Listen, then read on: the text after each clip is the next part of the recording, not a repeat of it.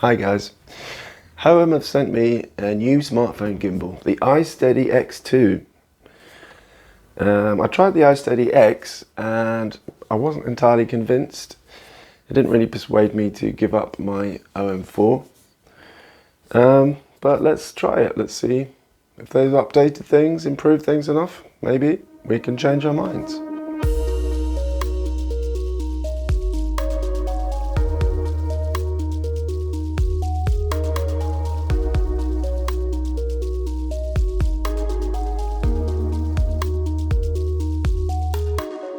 I like it when companies get the packaging right. It gives me hope that the device itself will be as well thought out. So this immediately looks really nice.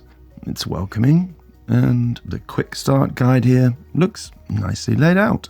If you have the original iSteady X, this will look pretty familiar. Carry bag, does anyone ever use those? Gimbal, mini tripod, charging cable. But what's this? Well, this looks like some kind of remote control device. If it is, that could be really cool. The gimbal itself is really light, only about 250 grams. It also has a max payload of 280 grams, which is the same as the previous version, the iSteady X. First, unfold the gimbal, which means unlocking it in a couple of places. There's just this screw to loosen and then tighten again, each time you want to fold or unfold. My iPhone 12 Pro Max fits in the clamp, no problem really. It's quite secure, and there's no issue with the size. When you first power on, you get this green to red flashing light. The gimbal won't operate until you activate it. You need to register first, as with the previous version. I already have an account with Hohem, so I just logged in and activated the gimbal. No problems. After powering up, the gimbal kind of snaps into position. Often with such a big phone, a gimbal will kind of take its time. Maybe this is because there are pretty strong motors in this gimbal. My first impression is, this is a good gimbal. Hopefully my initial instincts prove to be right. Now it's just a matter of connecting your phone to the gimbal via Bluetooth. Again, I had no issues at all there. I was excited to try this little gadget because it's something new. Indeed, it is a remote.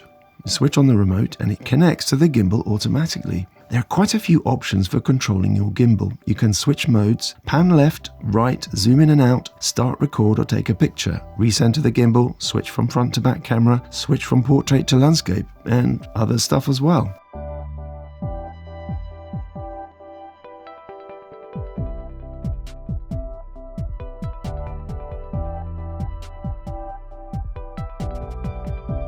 Now, one cool feature of the Hohem app is that you can switch the zoom controller to control focus instead of zoom. And I wondered if, by switching to focus, I could then use the zoom control on the remote to do a remote controlled focus pull. And you know what? It actually worked.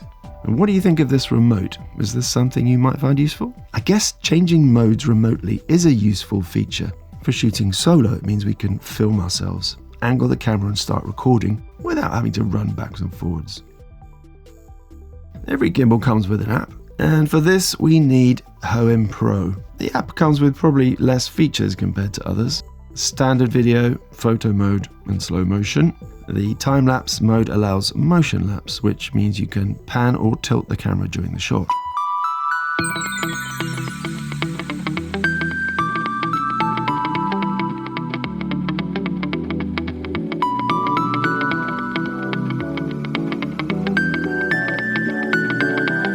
There's also moment mode, which is a little bit like story mode in the DJI Mimo app. At least that's what I presumed, but in the Hohem app it's actually quite limited. One of the options is just a simple pan with some music added, for example.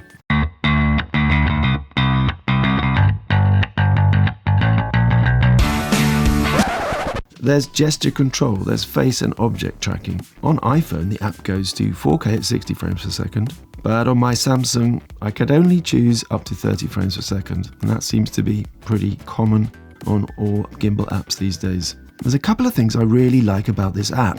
One is that, like I said, you can switch the zoom to control focus instead. Another is that you're able to easily adjust the motor sensitivity. When I first started using the gimbal, I found it wasn't too smooth. But once I switched the motor response to low, it came beautifully smooth. You can also set the follow speed.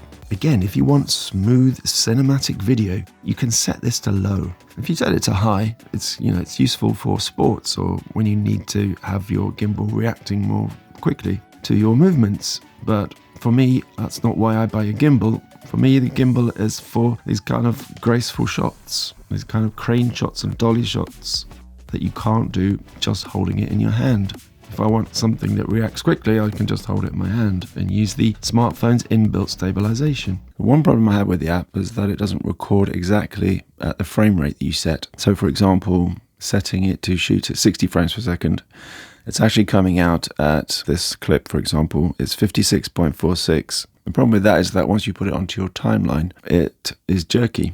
So that's sometimes you see your footage and it's sort of a bit jerky when you're panning and stuff. And it's because of that. So when I was using the native iPhone app, it didn't do that. The frame rate is much more reliable. So that's a bit of a problem with this app. Same with Zhiyun app. In that case, you might be better off recording with your native camera app. When I went to shoot some B-roll style footage in London, I found myself shooting more footage than I probably needed because it was such a joy to use this gimbal. With the motor response set to low, it was so smooth. Yep, I have to say, I loved shooting with this gimbal. That said, it's not perfect. For example, those sideways crane shots I like to do aren't quite so easy with this gimbal. It's just slightly trickier to get those shots without the motors correcting themselves. Also, the gimbal flips the phone upside down as you near the bottom of the shot.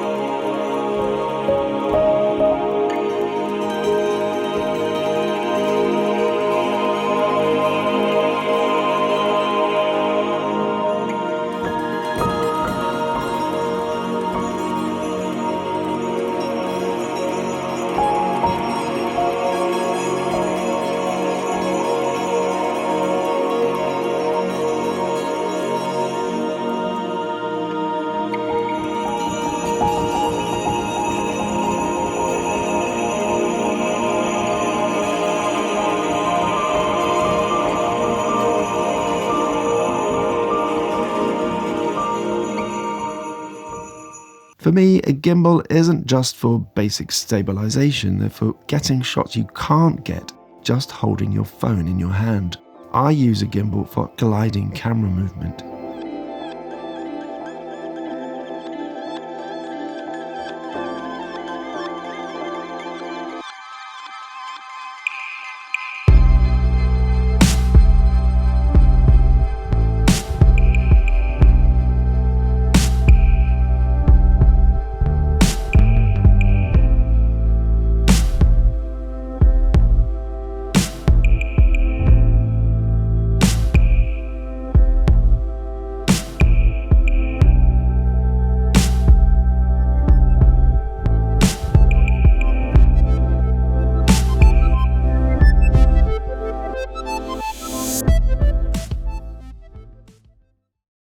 Yeah, so I really liked using this gimbal.